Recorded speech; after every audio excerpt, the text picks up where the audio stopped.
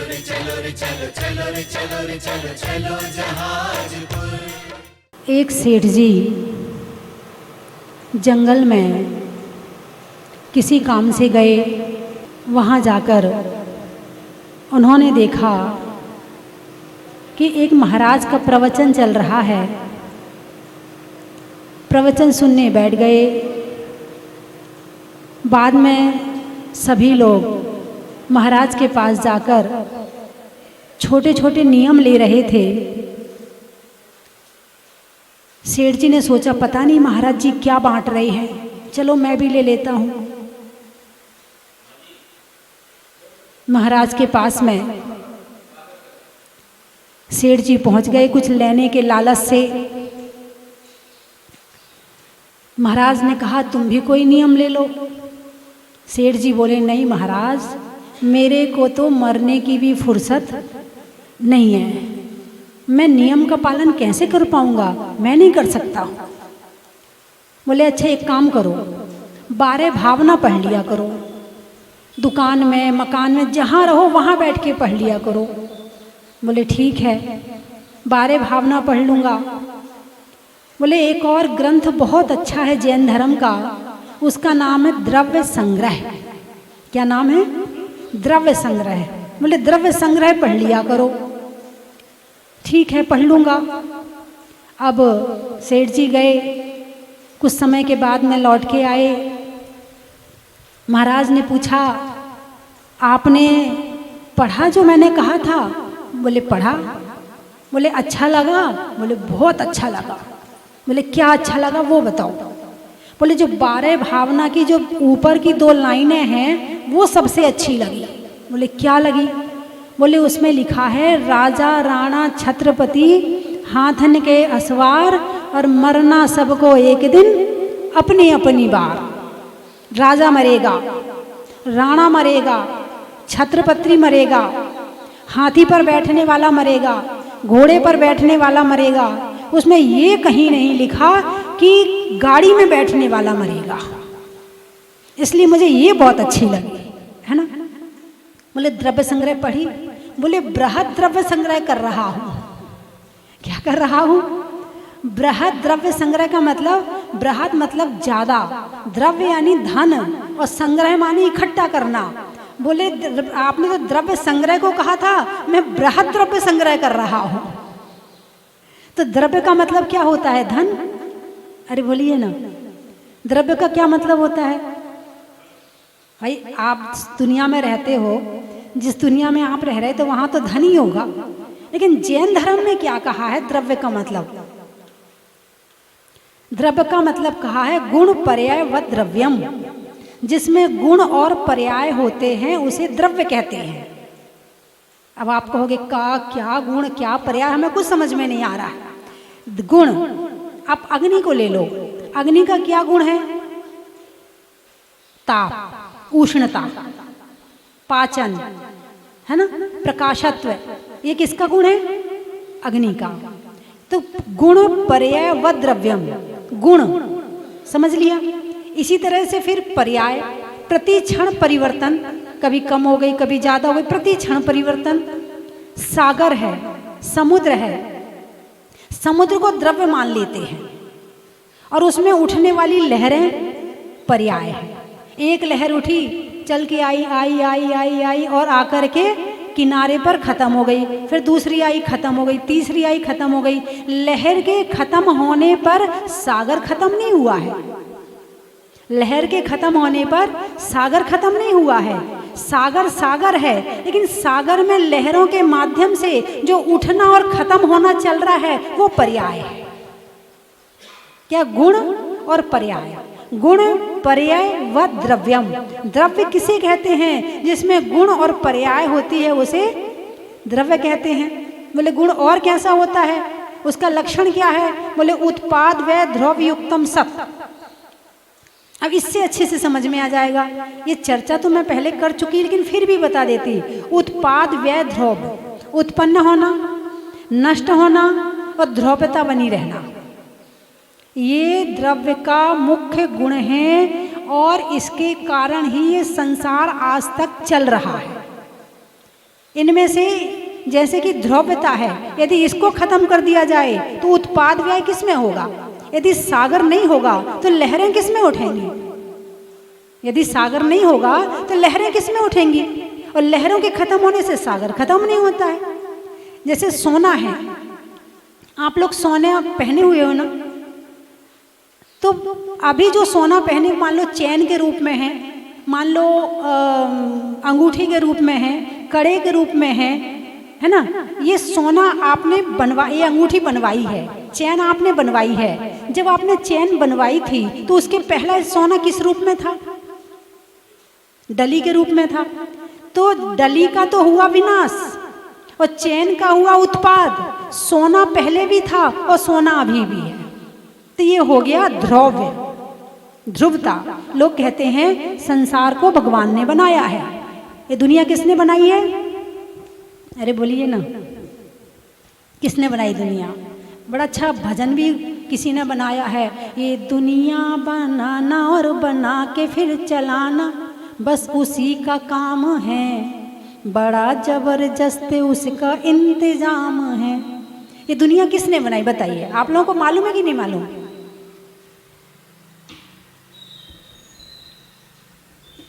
नहीं, पंडित जी तो बता देंगे, पंडित जी तो बता देंगे। मैं तो आपसे पूछ रही हूँ, हैं ये दुनिया किसने बनाई? भाई लोग कहते हैं भगवान ने दुनिया बनाई। बोले भगवान ने दुनिया बनाई? बोले अच्छा, तो फिर भगवान को किसने बनाया? बोले भगवान को किसी ने नहीं बनाया।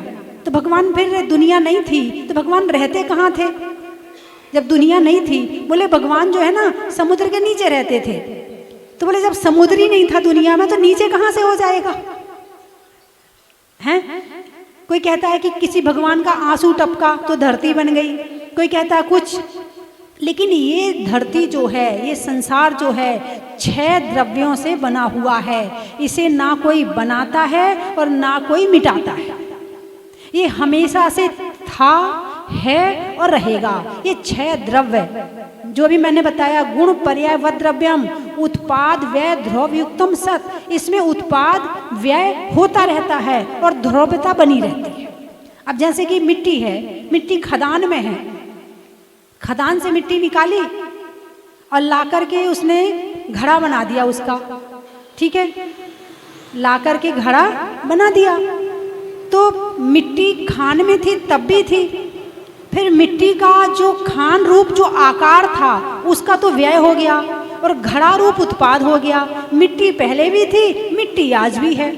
तो इस संसार में उत्पन्न होना, उत्पाद होना और व्यय होना तो चलता रहता है, लेकिन ध्रुवता बनी रहती है। जैसे चक्की चलती है ना, चक्की है ना, चक्की नीचे पार्ट है, ऊपर पार्ट है, ऊपर का पार्ट घूम रहा है और नीचे का पार्ट स्थिर है और बीच में एक कील है, बीच में एक कील है। ये कील जो है क्या है? ये ध्रुवता है। ये क्या है? ये ध्रुवता है और पाठ उत्पाद व्यय कर रहा है। तो ये जो दुनिया है, ये संसार है, ये इसी पर टिका हुआ है। तो द्रव्य 6 होते हैं। कितने?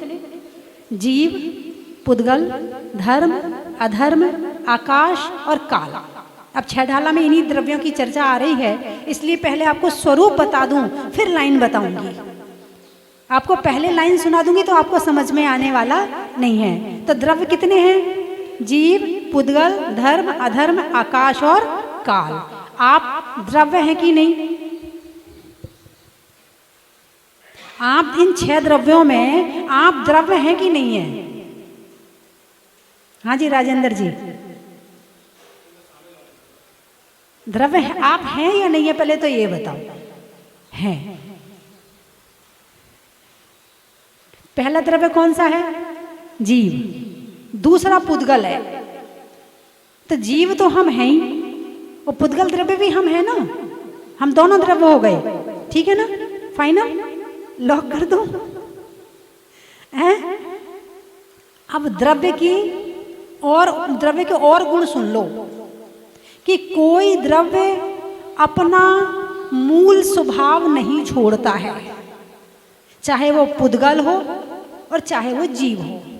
जीव पुद्गल नहीं बन सकता है और पुद्गल जीव नहीं बन सकता है।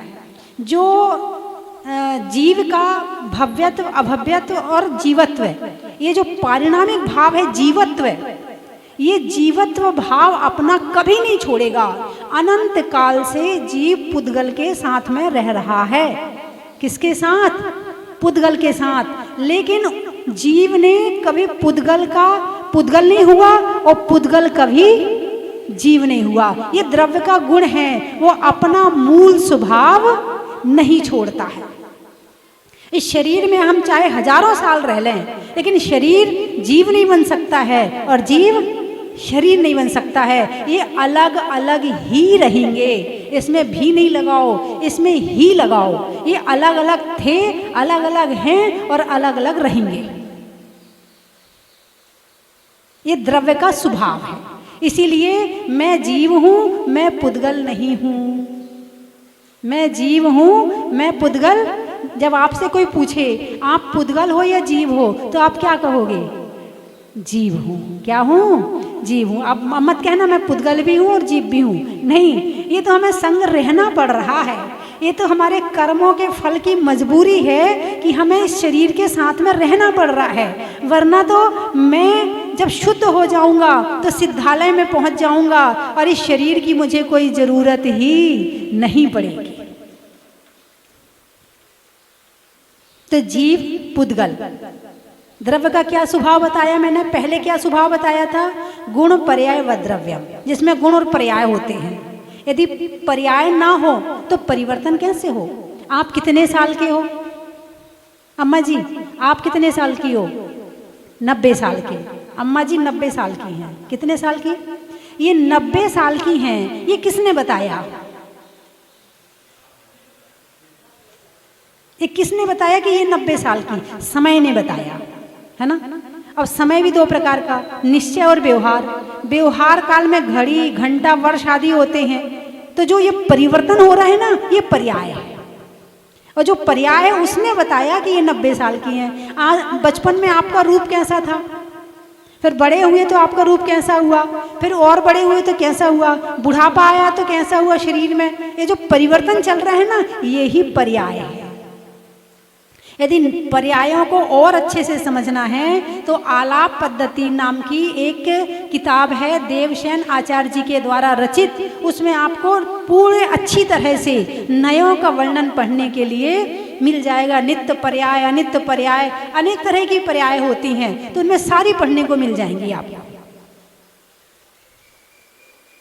तो जीव, पुद्गल, पूरन और गलन, जो बनता और बिगड़ता रहता है वो पुद्गल। धर्म द्रव्य, धर्म और धर्म द्रव्य में क्या अंतर है? कोई बता सकता है? धर्म और धर्म द्रव्य में क्या अंतर है? धर्म आत्मा को पवित्र करने वाली वस्तु है और धर्म द्रव्य जीव और पुद्गल को चलने में जो सहायक होता है उसे धर्म द्रव्य कहते हैं। अधर्म द्रव्य किसे कहते हैं? जो जीव और पुद्गल को ठहरने में सहायक होता है वो अधर्म द्रव्य है। आकाश द्रव्य किसे कहते हैं? जो अन्य द्रव्यों को रहने के लिए स्थान देता उसे आकाश द्रव्य कहते हैं। और काल द्रव्य किसे कहते हैं? जो परिणमाता है उसे काल द्रव्य कहते हैं। तो आप चलते हो या आपको चलने में कोई सहायता करता है? आप अभी पहाड़ की वंदना करके आए, आप अभी भगवान के दर्शन करके आए, चल के आए ना, पहाड़ चढ़ के आए ना, तो आपको चलने में कौन सहायक हुआ? आप चले या कोई और सहायक हुआ? हम अहंकारी हैं। हम तो यही कहेंगे हम गए थे, हम चल के गए थे, हम ना चलें तो कैसे हो सकता? नहीं, जब तक धर्म द्रव्य सहायक नहीं होगा तब तक हम चल नहीं सकते हैं। जैसे पानी में मछली रहती है ना, मछली को पानी चलाता है क्या? मछली को पानी चलाता है या खुद चलती है मछली? जब मछली की इच्छा होती है तो मछली पानी में चलती है और मछली की इच्छा ना हो तो ठहर जाती है। तो पानी चलने में सहायक है, धक्का मार के चलाता नहीं है। ठीक ऐसे ही हम जीव और पुद्गल को चलने में जो सहायक है उसे धर्म द्रव्य कहते हैं। अब जैसे अभी बारिश आ रही है और यहाँ पर टीन सेट है, बारिश आ रही है, लोग आकर यहाँ बैठ गए, मतलब आने लगे और बारिश से बच गए, है ना। तो टीन सेट ने आपको बुलाया नहीं बुलाया। ऐसे ही धर्म द्रव्य अधर्म द्रव्य जब जीव और पुद्गल रुकना चाहते हैं तो ठहरने में सहायक होता है। अभी आप बैठे हो, किसकी वजह से बैठे हो? अधर्म द्रव्य की वजह से। किसकी वजह से? अधर्म द्रव्य की वजह से, है ना। हमें लगता है सारे काम हम कर रहे हैं, हमें लगता है कि हमारे बिना कुछ हो नहीं सकता है, हम कुछ नहीं कर रहे हैं। जब तक हजारों करोड़ों लोगों का, हजारों करोड़ों जीवों का, और जितने शरीर में जीव है, अंदर बहुत सारे जीव हैं जो हमारी शरीर को शक्ति देते हैं, ताकत देते हैं, और बाहर की वस्तुएं, द्रव्य, तत्व, जब तक ये सारी चीजें ना हो तब तक हमारा कोई काम होने वाला नहीं है। और हमें लगता है कि हम कर रहे हैं। क्या लगता है हमें? हम कर रहे हैं। धर्म को समझने की इसीलिए जरूरत है। धर्म को समझने के बाद हमारा अहंकार टूटता है। धर्म को समझने के बाद हमारा मार्दव धर्म आता है, हमारा क्रोध कम होता है, हमें क्षमा धर्म देता है। इसीलिए धर्म को समझने की जरूरत है। जिये पुद्गल को चलन सहाई, धर्म द्रव्य अनुरूपी, है ना। अब इसके पहले किसकी चर्चा चली थी? जीव की चर्चा, आत्मा की चर्चा चल रही थी। 3 तरह की आत्माएं हैं, है ना। तो अब जो चर्चा आएगी वो अन्य द्रव्यों के साथ जीव द्रव्य भी शुरू हो रहा। जीव पुद्गल को चलन सहाई, धर्म द्रव्य अनुरूपी। जिये, जिये का मतलब क्या होता है? जिये, जी और या, जी यानी जीव, जिये पुद्गल, जीव और पुद्गल को चलन सहाई, चलने में जो सहायता करता, धर्म द्रव्य अनुरूपी, और तिष्ठत होए अधर्म सहाई। तिष्ठत यानी रुकने में, तिष्ठने में, ठहरने में जो सहायता करता है, हैं? तिष्ठत होए अधर्म सहाई, जिन बिन मूर्ति निरूपी। 6 द्रव्यों में एक द्रव्य ऐसा है जिसे देखा जा सकता है, जिसे पकड़ा जा सकता है। बाकी 5 द्रव्य ऐसे हैं जिन्हें इन आँखों से देखा नहीं जा सकता और इन हाथों से पकड़ा नहीं जा सकता। बताइए वो कौन सा द्रव्य है? जीव, जीव को पकड़ सकते हो क्या? अरे बोलिए ना। जीव आँखों से दिखता है क्या? नहीं दिखता है। पुद्गल, पुद्गल ही दिखता है। 5 द्रव्य आँखों से दिखते नहीं है। आपने किसी की आत्मा देखी आज तक? जब किसी की मृत्यु होती है तब तो दिखी होगी कि हाँ भाई ये आत्मा जा रही है। नहीं दिखी, वो दिखने की चीज है ही नहीं है। आँखों से आत्मा नजर नहीं आती, पुद्गल नजर आता है। और अधर्म द्रव्य, धर्म द्रव्य, आकाश द्रव्य, काल द्रव्य नजर नहीं आते। जिन बिन मूर्ति निरूपी, ये अमूर्तिक है। और मूर्ति कौन है? पुद्गल है। ये सारा संसार किससे चल रहा है? अरे बोलिए ना, ये संसार किससे चल रहा है? जीव से या पुद्गल से? अच्छा, संसार किसे कहते हैं? संसार की क्या परिभाषा? आप संसार संसार संसार दिन भर रटते रहते, बोलते रहते। संसार किसे कहते हैं? जहां संसरण होता रहे, संसरण,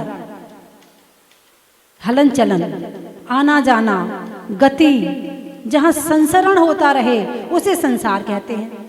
अभी आना जाना क्यों होता है? मोह के कारण होता है। भाई आप यहां से कहां जाओगे? घर जाओगे। घर क्यों जाओगे? अरे बोलिए ना, आप घर क्यों जाओगे? क्योंकि घर से मोह है। घर में दुकान है, मकान है, परिवार है, और उन सब से मोह है, इसलिए वहां जाओगे। आप सोनागिर कितने दिन के लिए आए हो? 1 दिन के लिए, 2 दिन के लिए, और ज़्यादा हो गए तो 4 दिन के लिए। इससे ज़्यादा तो सोनागिर नहीं आओगे ना। भाई सोनागिर आए, कुछ है तब आए, कुछ, सारा नहीं, बहुत नहीं, थोड़ा सा है, इसलिए थोड़े दिन के लिए आए।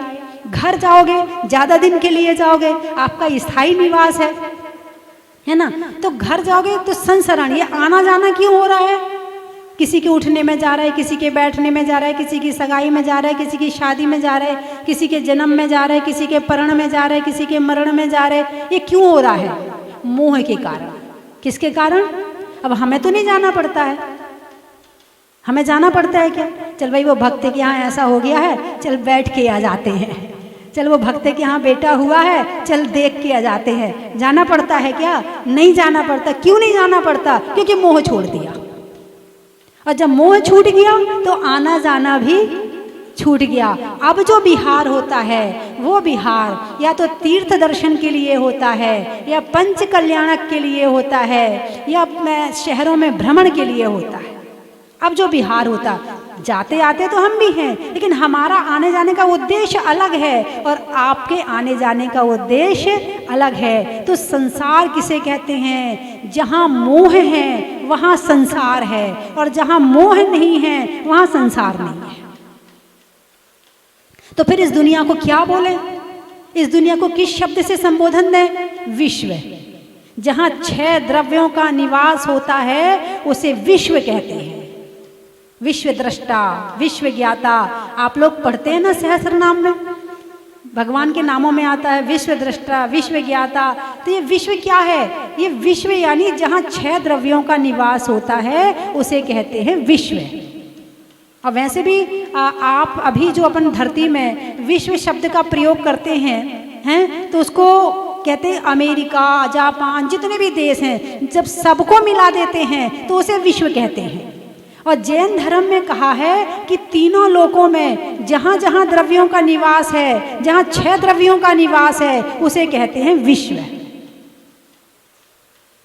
तो तिष्ठत होए अधर्म सहाई, जिन बिन मूर्ति निरूपी। तिष्ठत होए यानी रुकने में जो सहायता करता है उसको अधर्म कहते हैं। जिन बिन मूर्ति निरूपी, इसमें दोनों बता दिया कि जो पुद्गल है वो रूपी है और बाकी द्रव्य अरूपी है। तो आप रूपवान हो कि अरूपवान हो? अरे बोलिए ना, आप रूपी हो कि अरूपी हो? किसी को कह दो भाई साहब आप तो बहुत रूपवान हो, बहन जी आप तो बहुत रूपवान हो, बहुत सुंदर हो, तो वो क्या कहेगा? खुश हो जाएगा, थैंक यू, वेलकम कहेगा ना। आजकल यही प्रथा चल रही है, कोई जरा तारीफ कर दो, बोले थैंक यू, वेलकम, हमने ग्रहण कर लिया, जो आपने हमारी तारीफ करी हमने उसे ग्रहण कर लिया। तो जो दिख रहा है वो रूप है, लेकिन जो नहीं दिख रहा है वो जीव है। इसमें जो एक्टिविटी हो रही है वो किसके कारण हो रही है? आप चल रहे हैं, ये चल तो रहा है पुद्गल, लेकिन चलाने वाला कौन है? जीव। आप सोना गिराए हैं, शरीर सोना गिराया है या आत्मा सोना गिराई है? शरीर अपने आप आया है कि आपके मन में भाव हुए कि मुझे सोना गिर जाना है तो आप सोना गिराए हैं? भाव हुए। ये भाव किसके हैं? आत्मा के। सहायता करने वाला, यहाँ तक लाने वाला शरीर है। हम इस पर सवार होकर आए हैं, लेकिन आई तो आत्मा है। अच्छा ये बताओ, अग्नि जीव है कि नहीं है? क्या कहा? अग्नि जीव है या नहीं है?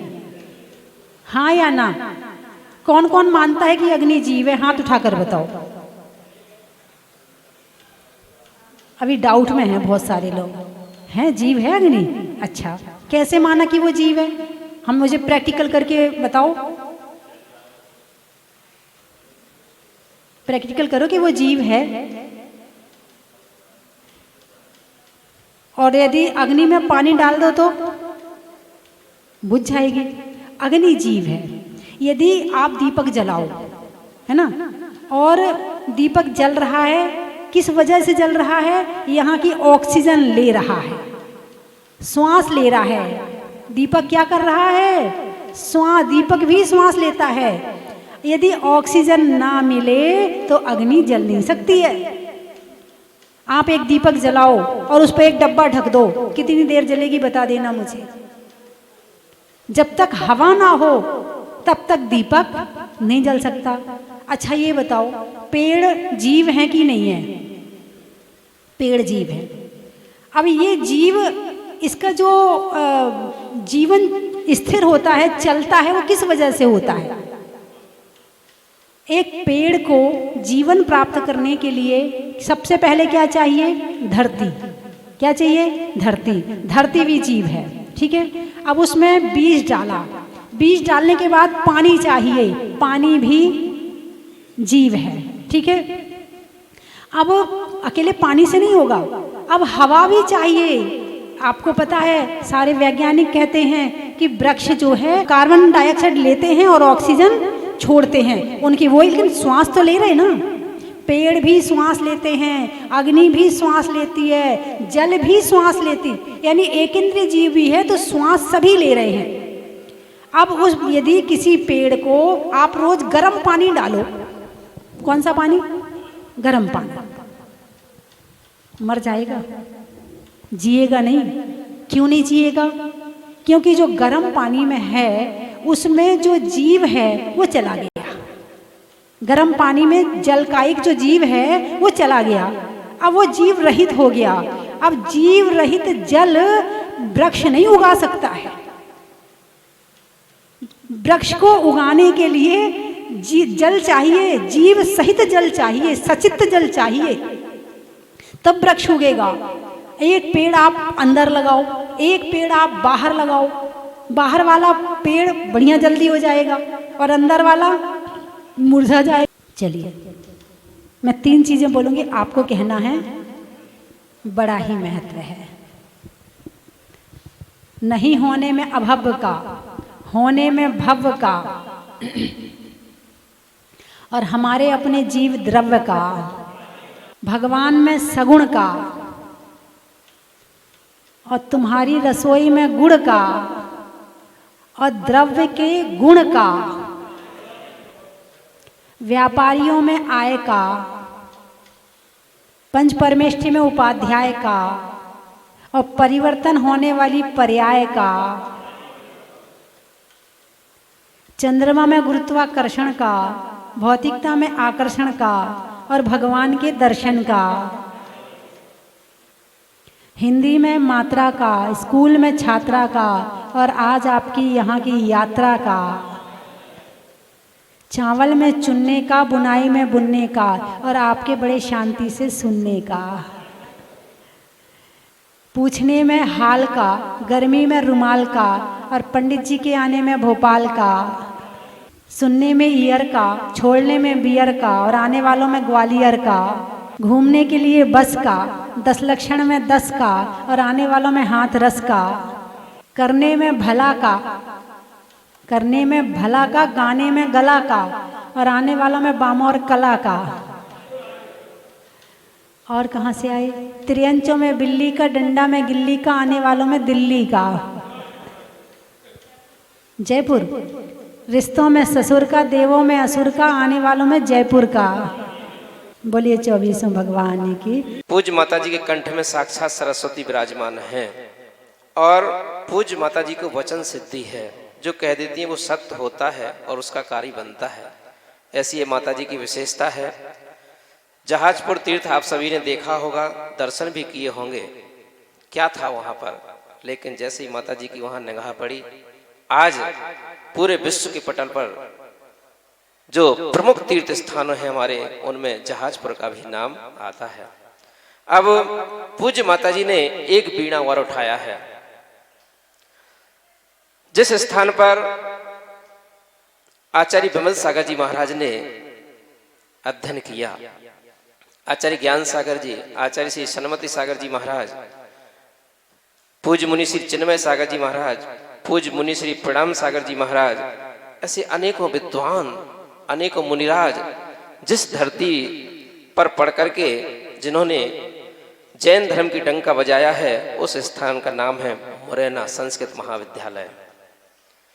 श्री गोपाल दास भरैया जी ने वह संस्कृत महाविद्यालय की स्थापना की थी, जिसमें अनेक विद्वान, अनेक मुनिराज वहां से पढ़कर, हुकुमचंद भारल जिन्होंने निश्चय नए में पहुंचे वो, लेकिन उन्होंने फिर भी जैन धर्म का डंका बजाया। वो भी वहीं मुरैना महाविद्यालय के पढ़े हुए थे। तो आज वो कहाँ बहुत ऊंचाइयों पर था, आज सनई सनई सनई से नीचे आता जा रहा है, क्योंकि समाज का कोई देखने वाला नहीं है।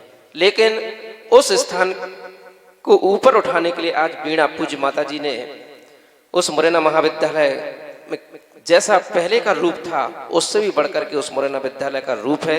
ये माता जी की सोच है, माता जी का विचार है, और माता जी ने निगाह उस ओर कर दी है। तो अब उस विद्यालय को ऊंचाइयों पर बढ़ने से कोई रोक नहीं सकता।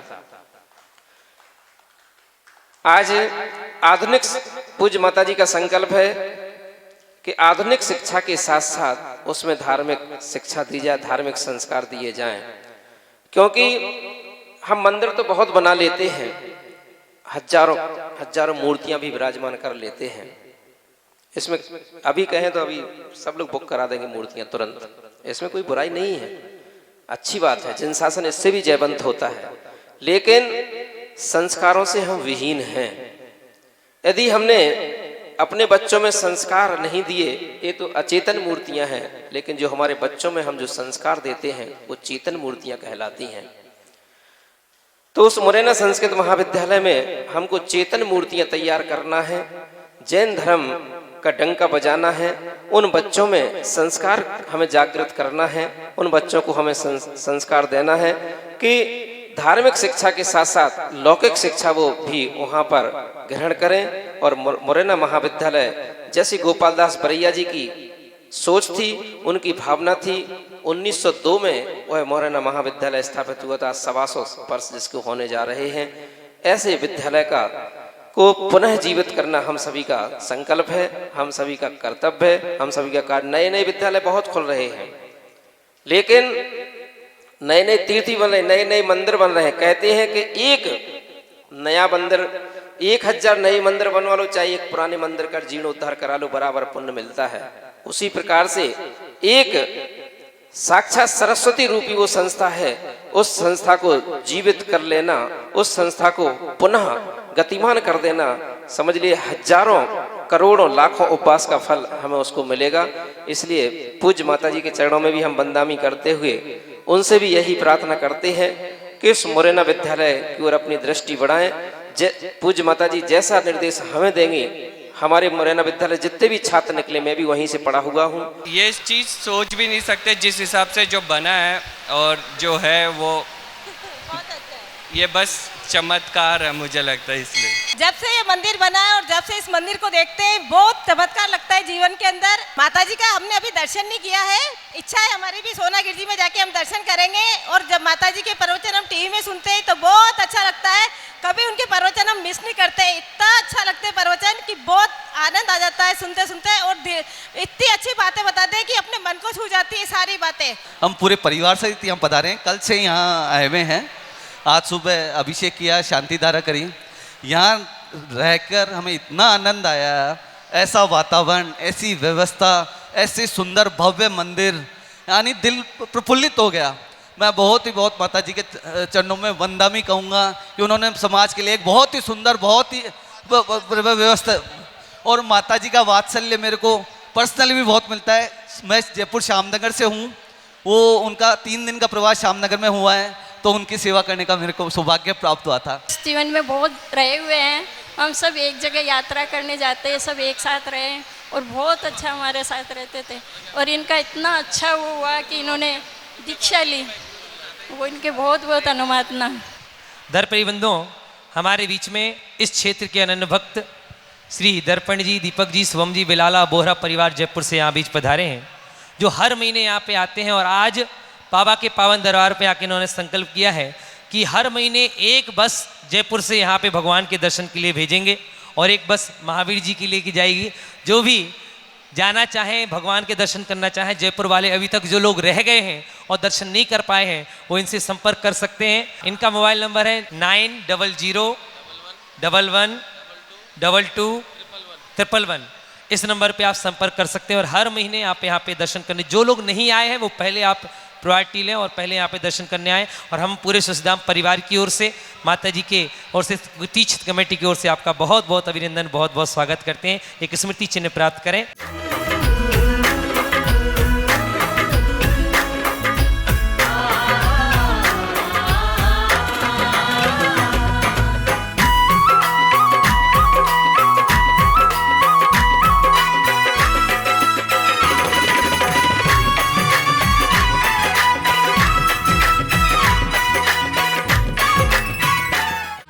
चंदन की थाल को सजाओ रे आज, रत्नों की थाल को भर लाओ रे आज। आओ आओ करे रे गुणगान आरती भगवन की, आओ आओ करे गुणगान आरती भगवन की। आओ आओ करे रे गुणगान आरती भगवन की।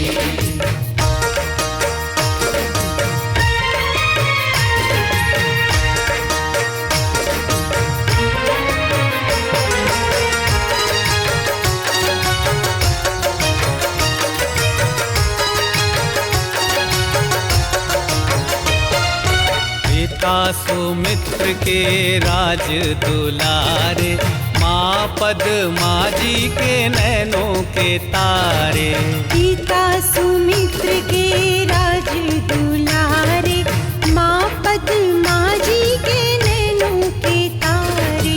राजगृही में जन्म लियो आप, राजगृही में जन्म लियो आप। आओ आओ मनाए खुशी आज आरती भगवन। परम विदुषी लेखिका गणिनी आरिका रत्न श्री 105 स्वस्ति भूषण माता जी, जिन्होंने मात्र 20 वर्ष में 100 से भी अधिक किताबें लिखकर जैन समाज को अनूठा योगदान दिया है। बड़े बड़े विधान जैसे कल्पद्रुम महामंडल विधान, सिद्ध चक्र महामंडल विधान, इंद्रध्वज महामंडल विधान एवं विशेष जिनपद, पूजांजलि आदि महत्वपूर्ण साहित्य बहुत ही सरल व सुबोध शैली में लिखे हैं, जिसमें गद्य एवं पद्य साहित्य भी समाहित है। इन महान साहित्यों को पढ़कर आप भी अपने ज्ञान का विकास कर सकते हैं। साहित्य प्राप्त करने हेतु आज ही संपर्क करें। संपर्क सूत्र 7906062500 9868345768।